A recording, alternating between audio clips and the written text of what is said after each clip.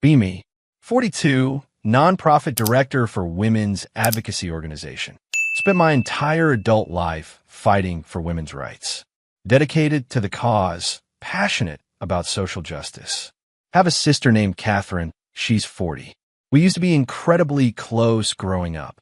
2 years apart, shared everything, best friends. But over past 5 years, she's become distant. Barely talks to me anymore, avoids family gatherings. When she does come, she's polite but cold.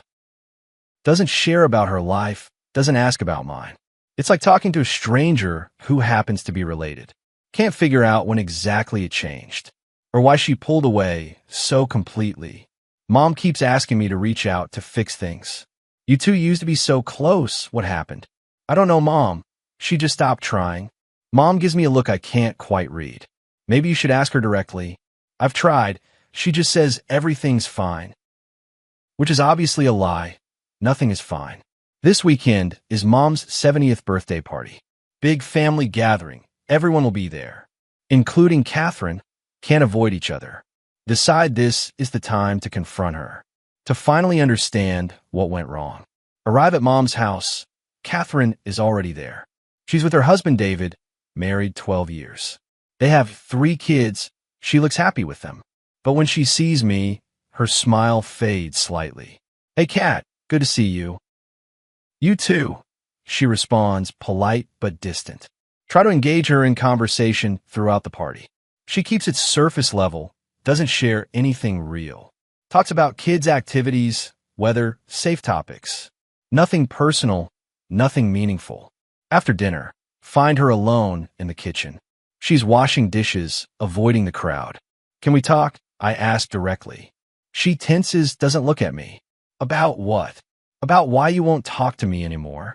About what happened between us? She's quiet, keeps washing dishes. Nothing happened, I've just been busy. That's bullshit and you know it. We used to talk every day, now it's been months. She finally stops, turns to face me. You really don't know, do you? Know what?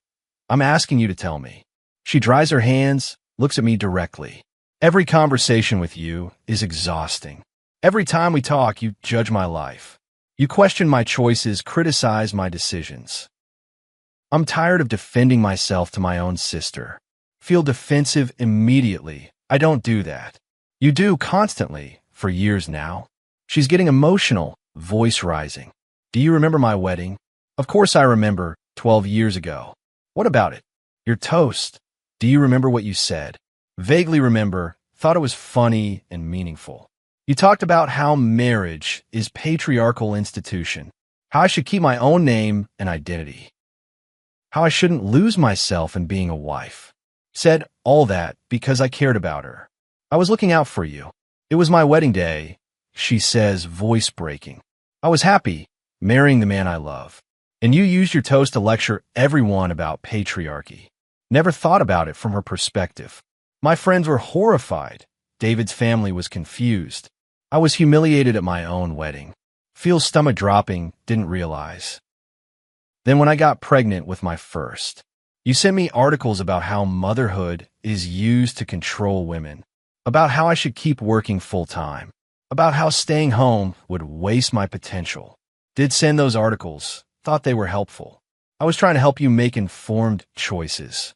I didn't ask for your help. I was excited. Excited to be a mom, to raise my baby, but you made me feel guilty about it. She's crying now, years of hurt pouring out. When I decided to stay home with the kids, you told me I was setting back feminism, that I was betraying my education and potential, that I was dependent on David like it was shameful. Remember that conversation, was trying to make her think. I never said you couldn't make that choice. You said it was the wrong choice over and over. You said I was wasting my life being oppressed. You couldn't just be happy for me. Each example is hitting harder. When I posted pictures of my family on Facebook, you'd comment about gender roles and unpaid labor. When I talked about David's career, you'd lecture about women supporting men's ambitions. Did do all those things, thought I was educating. When I mentioned feeling fulfilled as a mother, you said that's internalized oppression talking. That society conditioned me to find meaning in motherhood. that I should want more than just raising kids. She's really crying now, years of pain evident. Do you know how that made me feel? Like my life was a joke to you. Like everything that makes me happy is wrong. Like I'm a disappointment because I chose family. Feel tears starting, realizing what I've done. Kat, I was just trying to what? To enlighten me, to save me. I don't need saving, I'm happy. I love my life, I love being a mom. I love supporting David's career while raising our kids. But you can't accept that, can't be happy for me. She's right, I haven't been happy for her. Been judgmental, been superior, been condemning. Last straw was at Christmas 3 years ago, when David's promotion was announced. Remember that, he got made partner at his firm. Everyone was congratulating him, celebrating. You pulled me aside and asked if I resented his success, said I should consider going back to work, that I was losing my identity in his shadow. Thought I was looking out for her. It was his moment, our family's moment. We were proud and happy together, but you couldn't let us just enjoy it. Had to make it about patriarchy and gender roles. She wipes her tears, looks exhausted. After that, I decided I was done. Done defending my choices to you. Done feeling bad about my happy life. Done letting you poison my joy with your judgment. Feel like I've been punched, seeing it all clearly. I stopped calling, stopped sharing anything real, because every conversation turned into a lecture. Every choice I made was wrong in your eyes. Every happiness I had was actually oppression. We stand in heavy silence, both crying. Why didn't you tell me sooner? I finally ask. I tried, you didn't listen. Every time I pushed back, you doubled down. Told me I was defensive, that I didn't understand, that I needed to be more critical, more aware. She's right, I did say all those things. So I just stopped trying to make you understand. Stopped trying to defend my life to you. Just kept my distance and lived my life. Look at my sister, really see her for first time in years. She's not oppressed, she's thriving. Not unhappy, genuinely fulfilled. Not trapped, freely choosing her life. Are you happy, Kat? Truly happy? She doesn't hesitate. Yes, incredibly happy. I have a husband who adores me. 3 kids who are my world. A life I built exactly how I wanted it. But you've never been able to see that. The truth of it breaks something in me. I'm sorry, I'm so sorry. I thought I was helping you, protecting you. She shakes her head, sad smile. You were protecting yourself from seeing that my choices could be valid. That traditional doesn't automatically mean oppressed. That my path could be fulfilling even if it wasn't yours. She's absolutely right. That's what I was doing. Your life challenges everything I believe. Everything I've built my identity around. She nods, understanding finally. I know. That's why you can't accept it. Because if I'm happy like this, then maybe your ideology isn't the only truth. We sit down at the kitchen table. First real conversation in 3 years. Tell me about your life. Really tell me. She's hesitant. You really want to know? Yes, and I promise not to judge, just listen. She takes a risk, starts sharing. I love being home with my kids. Watching them grow, being there for everything. First steps, first words, school events, all of it. See the genuine joy in her face as she talks. David and I are partners, real partners. He provides financially, I provide everything else. We're both essential, just in different ways. The way she describes, it doesn't sound oppressed. Sounds like conscious choice, like partnership. My days are full. I'm never bored. I volunteer at school. I'm on the PDA board. I manage household, finances, schedules. I'm raising 3 humans to be good people. She continues, getting more animated. When David comes home, we're a team. He helps with homework, bedtime, housework. We don't keep score, we just both contribute. It's not 1950s marriage, it's our marriage. Listen without interrupting, without correcting. Just hearing her experience without filtering it. I know you think I wasted my degree. She has a master's in psychology, but I use it every day with my kids. Understanding development, managing emotions. I'm literally applying my education to raising humans. Never thought about it that way. And I'm not losing my identity. I'm not just David's wife or the kid's mom. I'm Kat. I have interests and friends and goals. I just also happen to be those other things too. The way she explains it makes sense. Makes her choices sound valid and fulfilling. Do you ever regret not having a career? I ask. She thinks about it honestly. Sometimes I wonder what if sure, but I don't regret my choice. This is the life I wanted, the life I chose. I'm not a victim of circumstances. Her certainty is striking, her contentment real. What about feminism? Do you still believe in it? She laughs. Of course I do.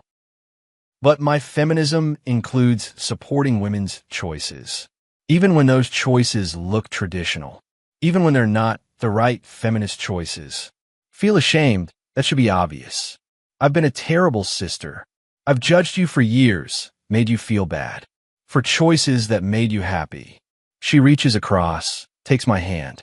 You were coming from a place of concern. I understand that. You thought you were helping, but you weren't listening to what I actually wanted. We talked for over 2 hours in that kitchen. She tells me about her life, her joys, her challenges, about homeschooling during pandemic, about supporting David through career stress, about raising kids with good values, about finding fulfillment in things I dismissed. I tell her about my work, my advocacy, but also my loneliness, my isolation, how I'm successful but empty, how I have causes but not connections. Do you ever want a family? She asks gently. The question I've been avoiding. I thought I didn't, thought career was enough. But watching you with your family tonight, I felt jealous, felt like I was missing something. She squeezes my hand, no judgment. It's not too late. You're only 42. You could still meet someone, still have kids. If you wanted to, if you were open to it. Feel tears coming again. I don't know if I can, Kat. I've spent so long dismissing what you have, calling it oppression and limitation. How do I admit I want it too? She smiles, understanding. You start by being honest, by admitting your way isn't the only way, by allowing space for different choices, including your own choices going forward. We hug for first time in years, really hug. Not the stiff, polite hugs at family events. Real embrace between sisters who missed each other. I want you back in my life, she whispers. I've missed you, miss my sister. Crying to her shoulder. I've missed you too. I'm sorry for everything, for all of it. She pulls back, looks at me seriously. If we're going to rebuild this, you have to actually accept my life. Not tolerate it, not humor me, actually accept it. Can you do that? Think about it honestly. Can I really? I can try. I genuinely want to try. That's all I'm asking. We rejoin the party, stay close together. Watch her interact with her family. David is attentive and affectionate with her. Kids clearly adore both their parents. They're not oppressed, they're happy. She's not trapped, she's fulfilled. My ideology was wrong about her. Wrong about her choices, her life, her happiness. Week after the party, Kat invites me to her house. First time in over 3 years. Her home is warm, lived in, full of life. Kids' artwork on the fridge, photos everywhere. Evidence of a full, rich life I dismissed. We have coffee while kids are at school. She shows me her daily routine, her world. This is what you called wasting my life. Managing a household, raising kids, supporting David. See it through her eyes now, the value in it, the importance of what she does every day. I was wrong, Kat, about all of it. I judged your choices without understanding them, without respecting that you chose them freely. She nods, accepting the apology. What made you change your mind? Honestly, seeing how happy you are and realizing how unhappy I am. Success without connection is just loneliness. She gets it, doesn't gloat. You can still have both, you know. Career and family, success and connection. Just have to be open to it. We talk about my life, my loneliness, about how my ideology became a wall, keeping people out, keeping me isolated. She offers to set me up with David's colleague. He's divorced, 45, has 2 kids. Nice guy, stable, looking for a relationship. My instinct is to make excuses to refuse, to say I'm too busy with work. But I stop myself, trying to be different. Okay, I'll meet him, why not? She looks surprised and pleased. Really, you're open to it? I'm trying to be open to things I dismissed, including the possibility of what you have. Over the next few months, we rebuild our relationship. Talk regularly, share about our lives. I visit her family, she visits my apartment. I meet her friends, she meets mine. We're sisters again, really sisters. Not just related people who avoid each other. I go on dates with David's colleague. His name is Mark. It's awkward at first, haven't dated seriously in years.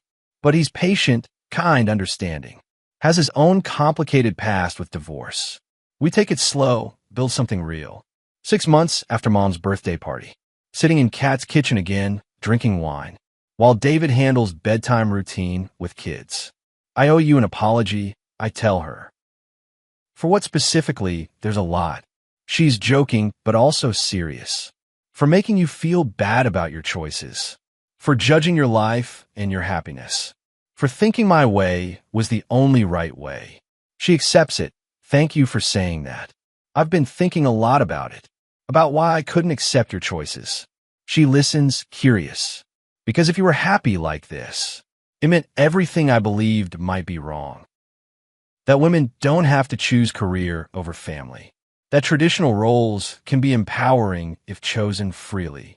That partnership doesn't require identical contributions. She's nodding, understanding. Your life challenged my entire worldview. So I had to dismiss it, had to call it oppression. Because the alternative was admitting I might be wrong. She reaches over, takes my hand. You weren't wrong about everything. Women do need choices, need opportunities.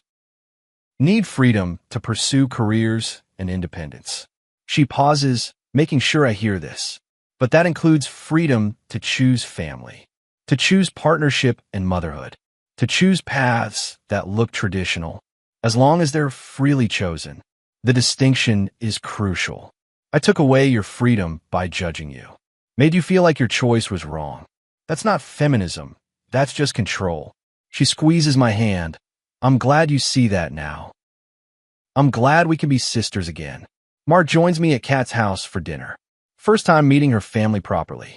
Kids are loud and chaotic, but sweet. David is welcoming. They talk about work. Kat and I cook together, easy rhythm. Mark helps David wrangle kids. It feels like family, like belonging. After dinner, Kat pulls me aside. He's good for you. You seem happier. I'm happier, more content. Still doing my work, still advocating, but not letting it consume everything.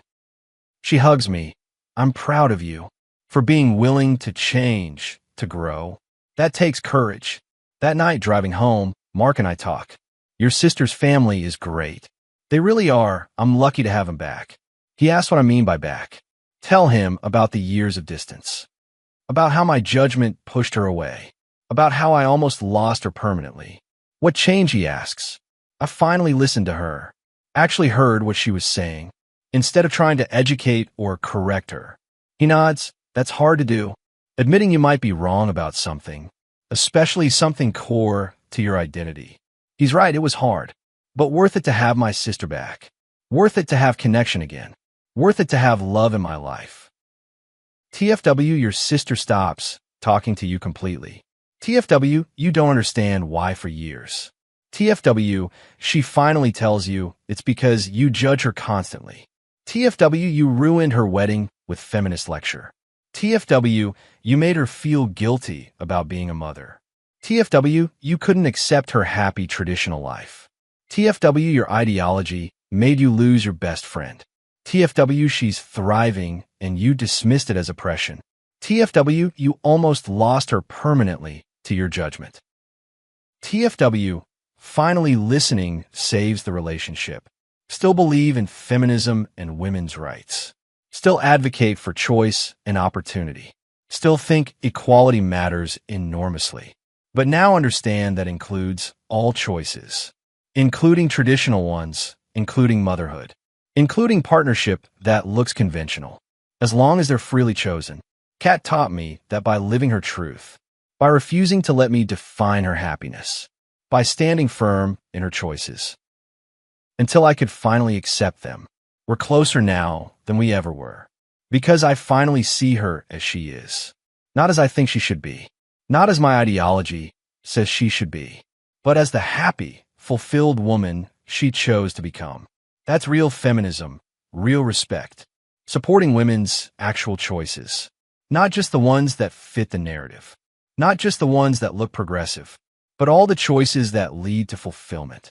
Whatever that looks like for each woman. For Kat, it looked like family and motherhood. For me, it's looking like something different. But hopefully including connection and love. Not just career and causes and loneliness. That's what I learned at 42. From a sister I almost lost. From a relationship I almost destroyed. With my judgment and superiority. With my inability to accept different paths. Better to learn it late than never. Better to have her back than be right. Better to have love than have ideology. That's what I choose now. And she's helping me learn how. To be open, to be accepting, to support rather than judge. To celebrate rather than criticize. That's what sisters should do. What I should have done all along. What I'm finally doing now. Thanks to her patience and courage. To stand up to me and demand better. To refuse to disappear into my shadow. Of judgment and certainty and fear. She saved our relationship. By refusing to let me destroy it. By holding the boundary until I changed. That's the real strength I missed. The real feminist act I couldn't see. Standing firm in her choices. Despite my constant criticism. That takes more courage than anything I've done. And I'm grateful she had it. Grateful she fought for herself. Until I could finally see her. Finally accept her. Finally love her properly. As she deserves to be loved. For who she actually is. Not who I thought she should be.